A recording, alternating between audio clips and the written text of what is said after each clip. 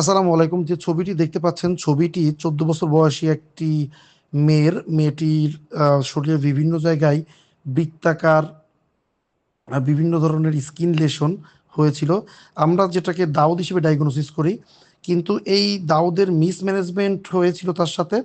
তার এলাকার যে নিকটস্থ ফার্মেসি রয়েছে সেখান থেকে সে গ্যাকোজিমা মলম, ট্রায়ালন ইনজেকশন, বেটনোভেট, ডার্মোভেট এই জাতীয় স্টেরয়েড জাতীয় ক্রিম নিয়ে ব্যবহার করেছে, যার ফলে এখন এটি টিনিয়া ইনকগনিটো বা স্টেরয়েড ইনডিউসড যে টিনিয়া সেটা হয়ে গেছে, এবং তার সাথে কিন্তু সেকেন্ডারি ইনফেকশন অর্থাৎ ব্যাকটেরিয়াল ইনফেকশনও রয়েছে।